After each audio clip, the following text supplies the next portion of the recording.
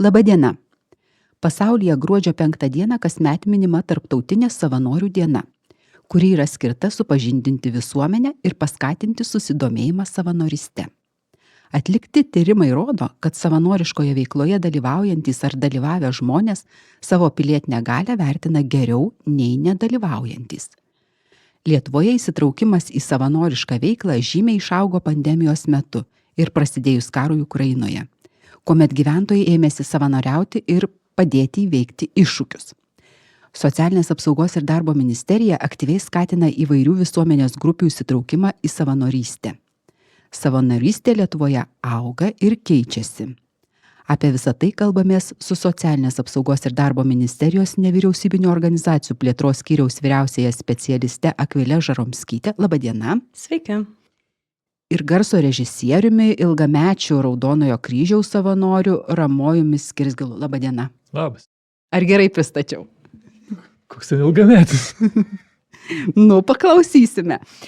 Pokalbį vedu aš, Sigita Zumerytė. Akvile, pradėkim nuo jūsų. Kokia šiuo metu yra savanorystė situacija Lietuvoje? Tai kaip taikliai ir pastebėjot, savanorystė Lietuvoje iš tikrųjų auga. Ir jeigu 2019 metais į savanorystę įsitraukė kiek daugiau nei 14,5% Lietuvos žmonių, tai per 5 metus iki 23-ųjų kiek daugiau nei 3% išaugo savanoriaujančių žmonių skaičius ir 2023 jau savanoriavo daugiau kaip 17,5% žmonių.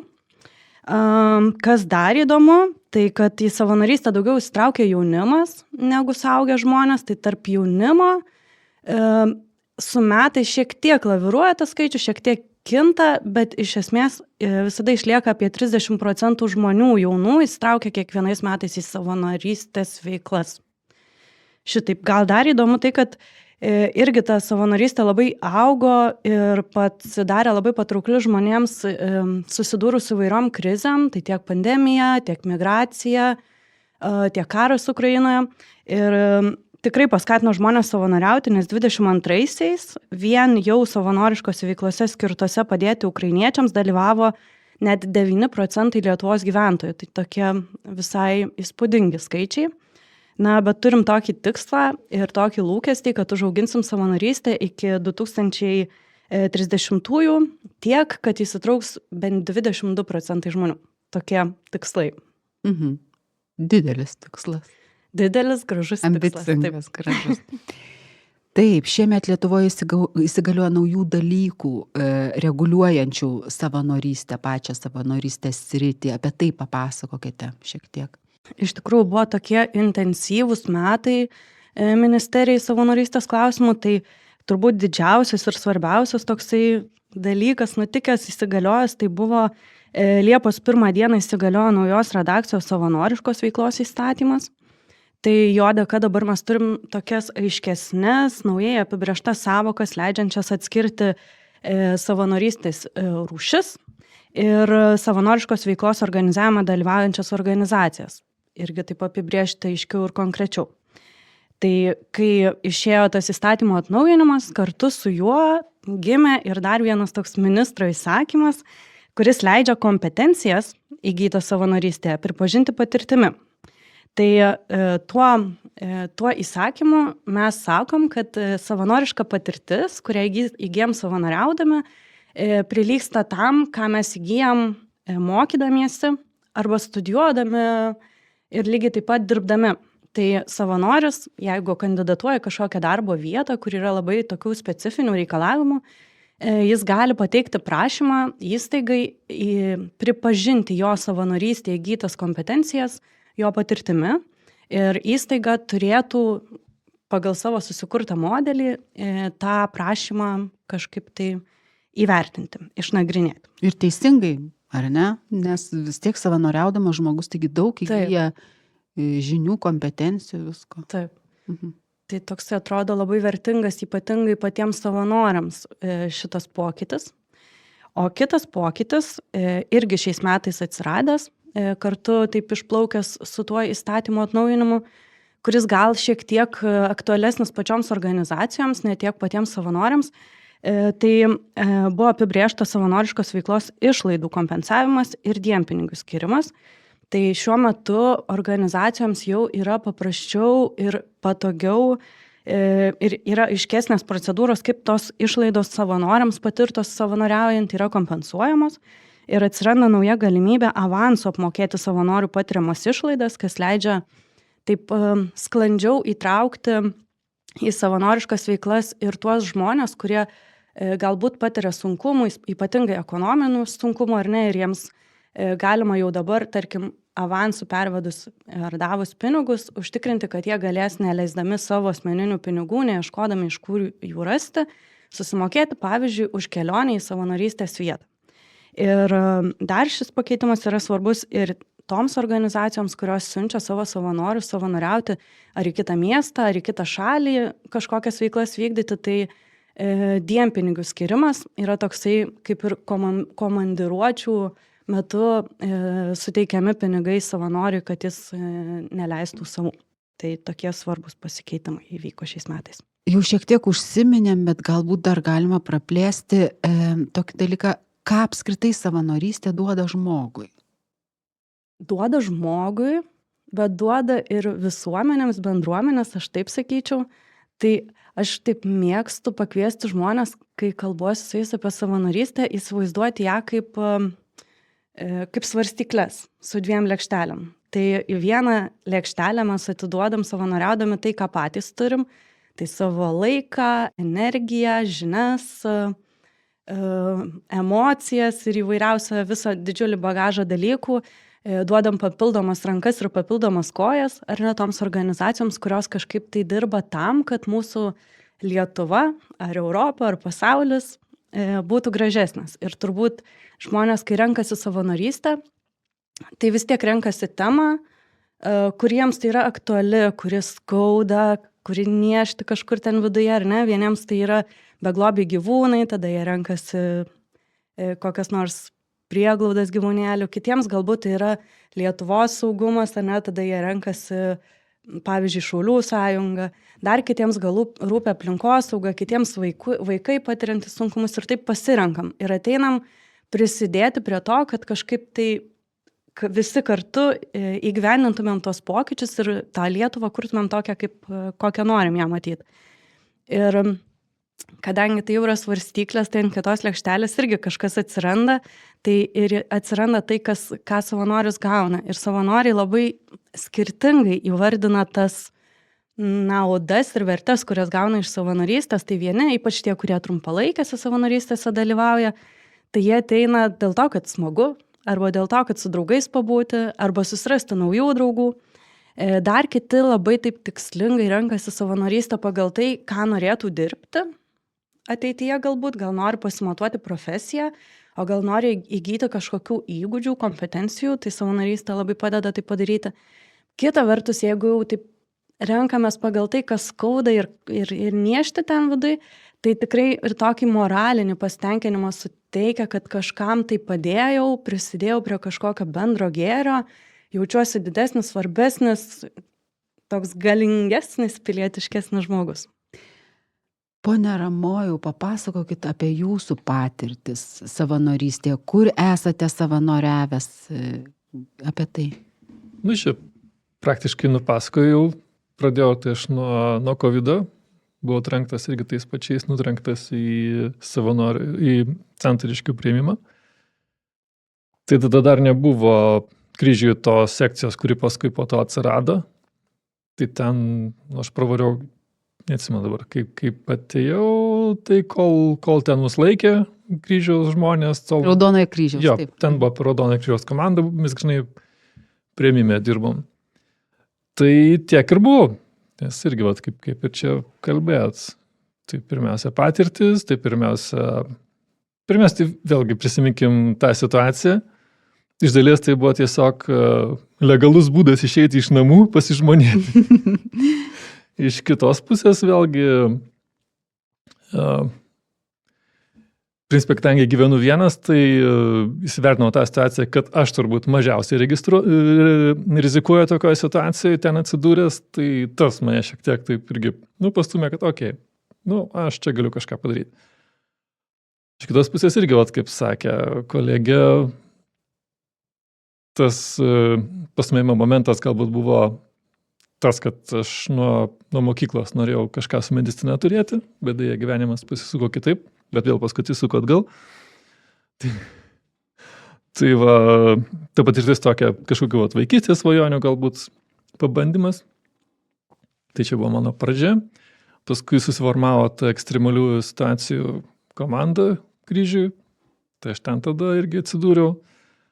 Tai iš principo mes šitą komandą tai dirbam ties žinių, įgūdžių, gebėjimo lavinimu, būtent sudėtingų situacijų atveju. Čia žmonių paieškos vyksta.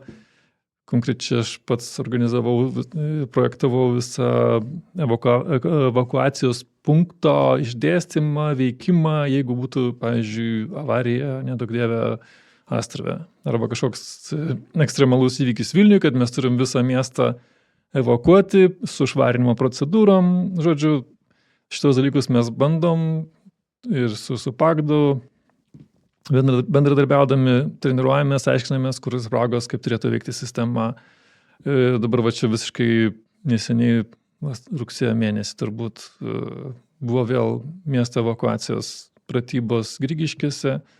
Tai vat visą šitą irgi punktą, ten logistika, viską, aišku, su komanda, bet tai irgi buvo vienas iš mano tokių daugiau, kur aš taip detaliau, giliau įsijungęs dirbau. O šiaip tai, visokia čia ir prie labdaros dalinimo rinkimo čia po šito gaisro Viršuliškėse, tokių smulkių visokio pasitaiko. Taip, jūs esate, kaip čia pasakyti, turbūt, kaip Akvilė sakė, jums skauda ar niešti ten, kur žmonės kenčia, nukenčia ar galimai gali nukentėti, į tokias, kaip čia įvardinti, ekstremalias vietas einat savanoriauti. Kodėl? Vienas dalykas patirtis, tiesiog žinios, nes ten reikia specialių žinių jau. Mes netgi buvom, šiaip kasmet vyksta mūsų dalis komandos į Lenkiją jau europinės pratybas. Tai ten kaip reikia, jau ten realiuose griuvėsiuose gelbstim realius aktorius. Su realiom situacijom yra procedūros, vėl kaip tu turi tą žmogų pasimti, kaip turi atiduoti medikam. Tai visą šitą, man tai yra įdomu. Vienas dalykas tai yra savo psichologinių gebėjimų, susivaldymo patikrinimas, kitas dalykas fiziniai dalykai, vėl kaip tu fiziškai gali visą tai ištverti, nes, pavyzdžiui, Lenkijoje ten mokymas režimas buvo, kad mes turim 5 valandas kaip ir budėjimo, reiškia gelbėjimo procedūros, ir tada turim 10 valandų pertrauką. Kaip nori, ten pasiskirsti laiką tada ir vėl 5 valandos budėjimo, tai reikėjo sugebėti per tą laiką ir pailsėti, ir pavalgyti, ir pamiegoti, ir vėl pasiruošti pamainai. Tai tiesiog tai yra įdomu, plus tos patirtis, vėlgi, kaip sakiau, medicina nusisuko ir atsisuko atgal. Aš dar esu ir pirmosios pagalbos, dabar tai vadina treneriais, pervadino vis bendruomeniai. Kaip treneris mokau, dalinuosi žiniomis apie 6 pirmosios pagalbos įgūdžius. Ten yra sudarytas toks paketėlis tų 6 įgūdžių, tai man irgi tai yra labai įdomu ir labai siejasi, nes mes, kaip šitie pesai vadinamieji, arba krizių ir ekstremalių situacijų valdymo departamentas, toks labai supainiotas pavadinimas. Ten mes gaunam tos pirmos pagalbos žinias, mes jas pasibandom praktiškai mokymuose ir aš tą galiu paskui pritaikyti netgi kažkiek, kiek man leidžia kompetencijos ir mūsų nuostatai tų pirmos pagalbos instruktorių, aš galiu dalinti su žmonėm. Nes kai pabandai praktiškai, tu visai kitaip gali papasakoti, kaip tai yra daroma, negu esi tik tai išgirdęs. Įspūdinga. Nejaugi. Tikrai, ir pavydu kartu. Kažkaip matyt, man sukirbėjo dabar. Bet žinokit, tenka išsikošinti kiausų. Tai nėra švarus darbas. Taip, aš įsivaizduoju, kad tai yra tikrai sunku ir atsakinga labai. Akvilė, jūs taip pat turite savanorystės patirties, papasakokite apie tai. Mano didžiausia tokia savanorystės patirtis įvyko Italijoje, Sicilijos saloje. Tai dalyvau tokioj programai, dabar panašią tokią, labai net panašią vykdo Europos solidarumo korpusas. Tuo metu tai buvo Erasmus Plus programa, bet aš metus laiko savanoriavau Sicilijoje, Katanijos mieste, tokio organizacijoje, kuri daro daugybę įvairių skirtingų veiklų mieste. Tai nuo kultūrinių įvairių renginių iki integracijos migrantų. Ir tuo metu, kai aš savanoriavau, kaip tik buvo pats tas pakilimas ir bumas. Kaip plaukia baltymis. Kaip plaukia baltymis. Tai toksai gal buvo labiau pasaulis sužiūro į tą problemą migracijos, į tuos mastus. Tai buvo tikrai labai įdomios temos nagrinėti ten būnant ir prisidėti prie jų. Tai imigrantų integracija buvo. Buvo įvairūs tarpkultūriniai renginiai, kur irgi tiek su migrantais, tiek su studentais, su savanoriais kažką tai veikdavom ir pažindavom ir pažindindavom žmonės su skirtingomis kultūromis. Taip pat ta organizacija labai aktyviai dalyvauja socialinės antimafijos judėjime. Tai tokia irgi labai įdomi patirtis tokios savotiškos kovos su mafija. Labai jau egzotiška mums. Labai egzotiškai skamba, bet buvo tikrai labai įdomu. Tai tokios tos patirtis ir aš kažkaip visai įsitraukiau į tą savanorystę, metus prabuvau, grįžau į Lietuvą ir jaučiausi, kad taip daug išmokau visko, daug patyriau, bet dar kažko nepasiėmiau, ką dar turėjau pasiimti ir atkapščiau. Italijoje yra tokia programa savanorystės, irgi civilinė tarnyba išvertus turbūt vadintųsi, kur žmonės jauni gali savanoriauti metus laiko, jiems yra mokami dienpinigiai irgi kiekvieną mėnesį. Tai atradau, kad ne tik tai Italijos piliečiai, bet ES piliečiai gali dalyvauti. Ten svarbu mokėti italų kalbą, žinoma, bet galima dalyvauti. Ir aš grįžau per tą programą atgal į savo tą organizaciją, tik jau tais metais labiau įstraukiau tokias jaunimo mobilumo veiklas. Tai yra ten organizuodami įvairius mokymus, jaunimo mainus, savanoriškos veiklos projektus tiek Italijoje, Sicilijoje, tiek siųsdavom žmonės kažkur į užsienį savanoriauti ar įgyti kažkokių mokymosi neformalaus patirčių. Tai buvo labai įdomu ir kažkaip per tą savo tuos antrus metus labai įsiliejau į savanorystės temas, į visus procesus, kurie vyksta su savanorystė. Tai tokių jeigu pirmi metai buvo tokie tarp kultūrinio augimo, tokio asmeninio augimo daug metai, tai antri buvo tokie labai tokių profesinių žinių ir įgūdžių įgavau. Ir jau galutinai grįžus į Lietuvą pradėjau dirbti iš tikrųjų su jaunimu, o vėliau Matulaičio socialinėme centre savanorystę koordinavau ir buvau koordinatorė ir va taip kažkaip savanorystė netikėtai iš lėto tapo darbu man, kuris labai iki šiol patinka ir iki šiol įsitraukia ir įvairius mokymus savanoriams ir organizacijoms, įvairias kitas veiklas susijusias su savanorystė. Tai kažkaip jaučiu, kad savanorystė mane užaugino tokį darbuotoją savanorių. O dabar netgi tapote ministerijos darbuotoja, kuri kuruoja šitą sritį. Kuruoja, gal taip ir skambiai pasakyti. Taip. Bet ministerijoje taip vis tiek dirbu skyriuje, kuriam svarbi savanorystė ir kuris tą savanorystę augina Lietuvoje. Taip, ir tada papasakokit, socialinės apsaugos ir darbo ministerija skatina savanorystę. Kaip skatina, kokiomis priemonėmis? Tai šie metai buvo tokie, jau minėjau, labiau tokie reglamentavimo, teisėkūros metai. Tai dirbom tam, kad organizacijoms būtų lengviau dirbti su savanoriais, kad sklandžiau tie procesai vyktų. Ir tuo pačiu, kad savanoriams ta kokybė savanorystės būtų aukštesnė, kai jie ateina į organizacijas. Ir tai tokie vat intensyvūs metai toje srityje buvo. Gruodžio 5 dieną organizuojam kartu su sava platforma, organizuojam savanorių ir savanorystės organizacijų apdovanojimus. Jie vyksta kasmet, vyks ir šiemet per savanorystės dieną. Taip pat kuriam savanoriškos tarnybos programą, kuri būtų orientuota jau nebe į jaunimą, Nes kol kas šiuo metu yra 2 programos Lietuvoje veikiančios ir abi jos orientuotos į jaunimą. Tai jaunimo savanoriška tarnyba ir Europos solidarumo korpusas. O mes šiuo metu dirbam ties programa, kuri leistų įgyti tokios intensyvesnės, svaresnės savanorystės patirties suaugusiems žmonėms, vyresnio amžiaus žmonėms, darbingo arba jau podarbingo amžiaus žmonėms.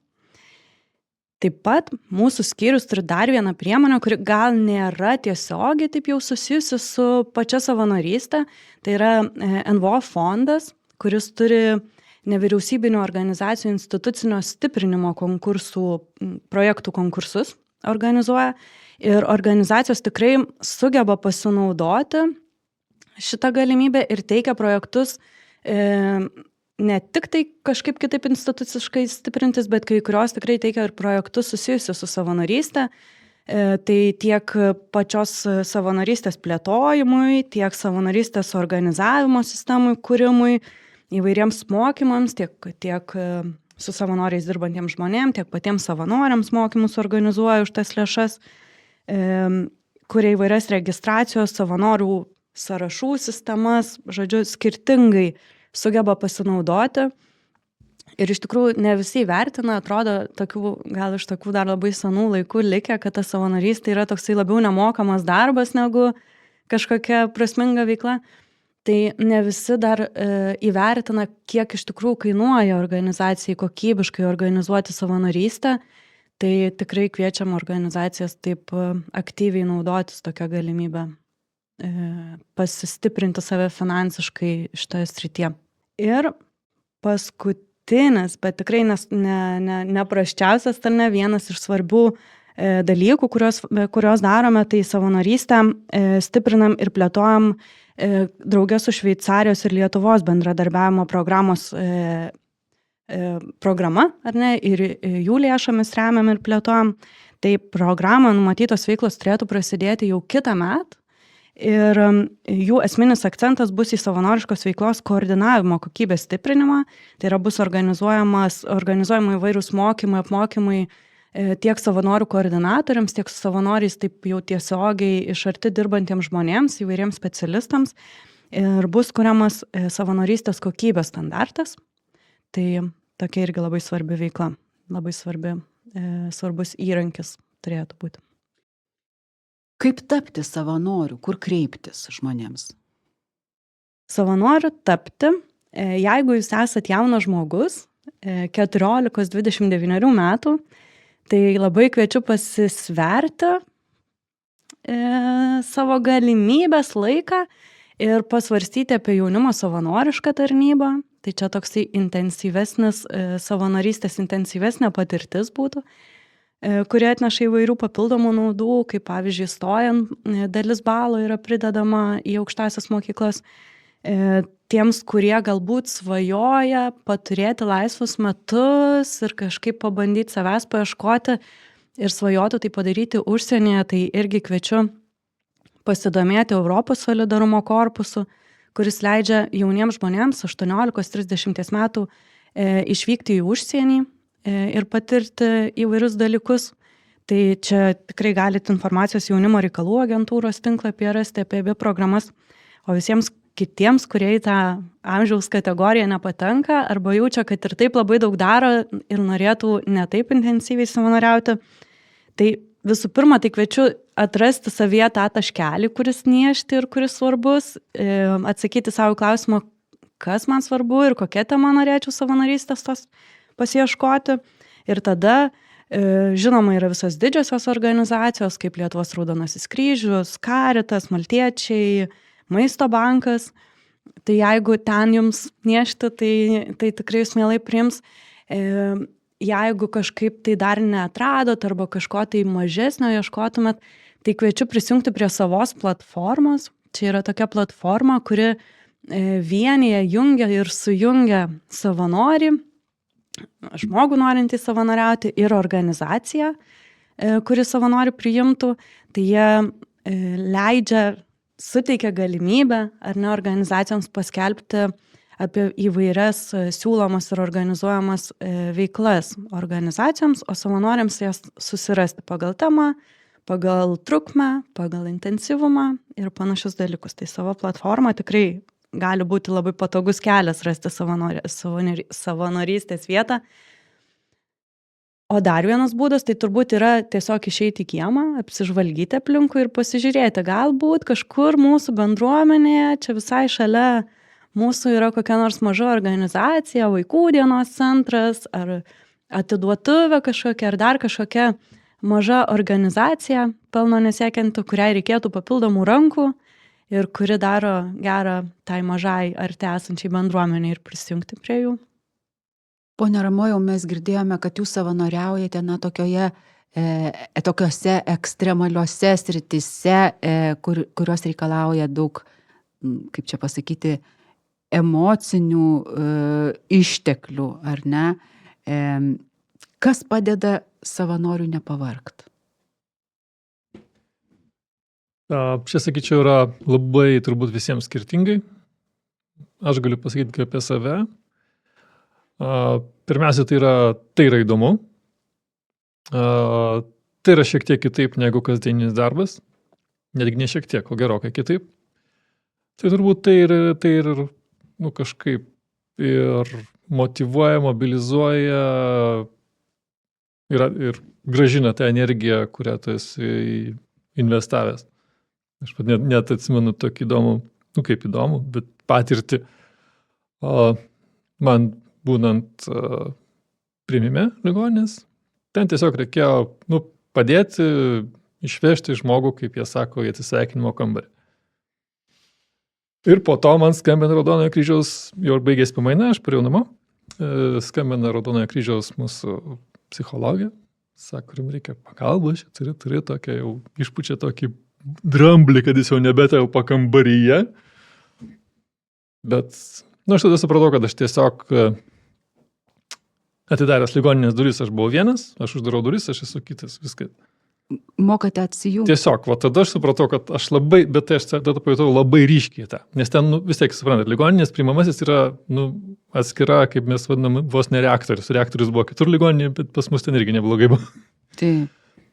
Tai tada kažkaip pajutau, kad šitas veikia. Mhm. O ką jūs patartumėt žmonėms, kurie norėtų savanoriauti, bet nežino nuo ko pradėti, ką pasirinkti, ką daryti žmogui? Tai kaip kolegė sakė, arba, kaip pasakyti, kryptingai ir sąmoningai ieškoti, arba kaip mano kelias, tai buvo tiesiog pasidavimas impulsui. Eksperimentuoti visada irgi galima. Tai aišku, saugi vieta suklysti savanorystę. Pirmas žingsnis turbūt yra būtent arba vertinimas, arba impulsas, bet antras žingsnis vis tiek tada turi būti pasivertinimas. Ar tu tikrai turėsi laiko, nes, pavyzdžiui, yra Raudonasis kryžius, jisai, kaip sakyti, švelniai reikalauja skirti tam tikrą valandų kiekį veiklai, kad nebūtų taip, aš atbėgau čia, mėnesį padirbau ir paskui metus manęs nėra. Nes aš noriu ten važiuoti, aš noriu eiti kebabų pavalgyti, bet kad vis tiek tą reikia įsivertinti. Bent jau, nežinau kaip kitos organizacijos, bet kryžiai ir šitose būtent programose, kur aš, ten yra kaip ir privaloma tam tikrą kiekį valandų skirti šitai veiklai. Iš dalies, kadangi kryžius yra struktūrizuota organizacija, jie turi savo tikslus, turi savo parodyti rezultatus veiklos, tai automatiškai ir žmonės turėtų būti tokie, kurie sugeba savo laiko organizuoti ir turėti tą atsakomybės jausmą.